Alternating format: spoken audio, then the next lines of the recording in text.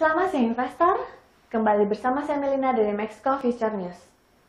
Pada kesempatan kali ini kita akan membahas berita seputar indeks saham, forex dan juga komoditas.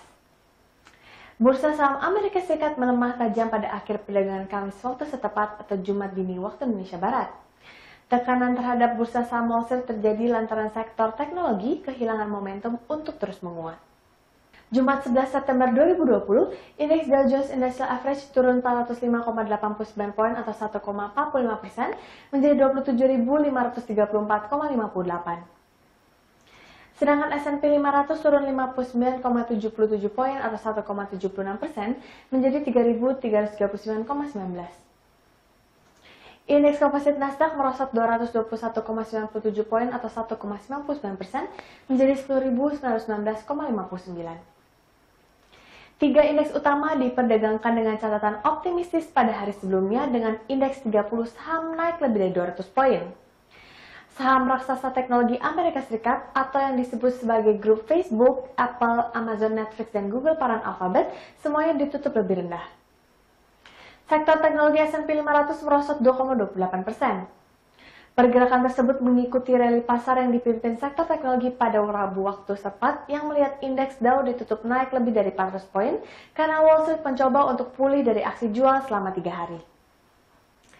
Sentimen pasar juga berubah di tengah angka klaim pengangguran Amerika Serikat yang mengecewakan. Departemen Tenaga Kerja melaporkan klaim pengangguran awal Amerika Serikat cara kasar untuk mengukur PHK tercatat di angka 884.000 dalam pekan yang berakhir 5 September, tidak berubah dari level revisi pekan sebelumnya. Sementara itu, pemerintahan Presiden Amerika Serikat Donald Trump sedang mempertimbangkan larangan pada beberapa atau semua produk yang dibuat dengan kapas dari wilayah Xinjiang di Tiongkok atas dugaan pelanggaran hak asasi manusia. Pelarangan potensial yang dapat diumumkan secepatnya muncul di tengah laporan penggunaan kerja paksa pada minoritas Muslim di Xinjiang. Larangan impor ini akan berdampak luas kepada pengusaha retail Amerika Serikat dan produsen pakaian serta produsen makanan.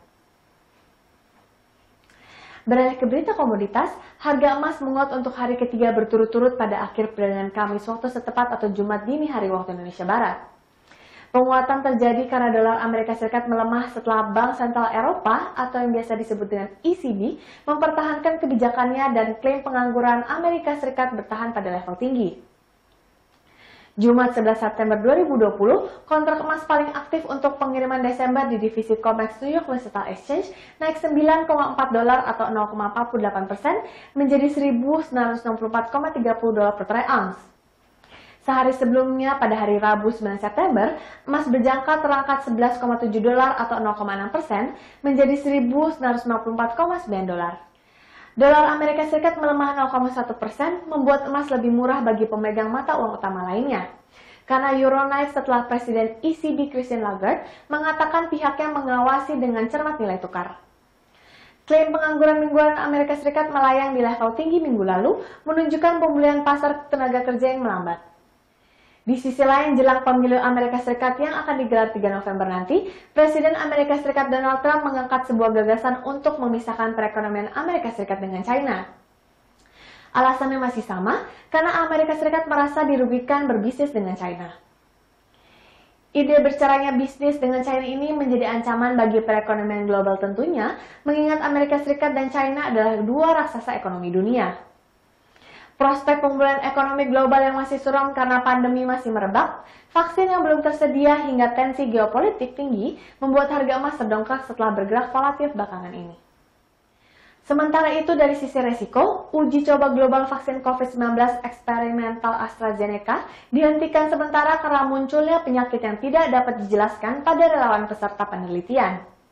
Berita penundaan mungkin secara tidak langsung mendukung emas karena dapat menyebabkan perlambatan ekonomi yang berkepanjangan dan ekspektasi lebih lanjut dari stimulus fiskal. Pertemuan kebijakan Federal Reserve Amerika Serikat berikutnya akan digelar pada 15 hingga 16 September mendatang. Sementara itu, Senat Amerika Serikat memblokir RUU Partai Republik yang akan memberikan sekitar 300 miliar US dollar bantuan virus corona karena Demokrat mendorong lebih banyak dana. Stimulus ekonomi yang berkelanjutan dari The Fed dan pemerintah Amerika Serikat setidaknya selama 6 bulan hingga 1 tahun akan mendukung harga emas.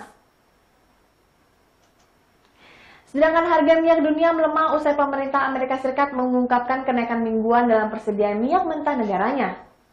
Ini menyusul penurunan yang terjadi dalam 6 minggu berturut-turut, meningkatkan ekspektasi pasar yang kelebihan pasokan karena ketidakpastian terus mengelilingi prospek permintaan.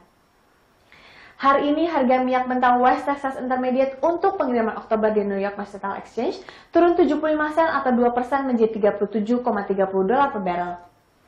Sementara harga minyak mentah benjaka Brent November patokan global turun 73 sen atau 1,8% mencapai $40,06 per barrel, usai naik 2,5 di sesi sebelumnya.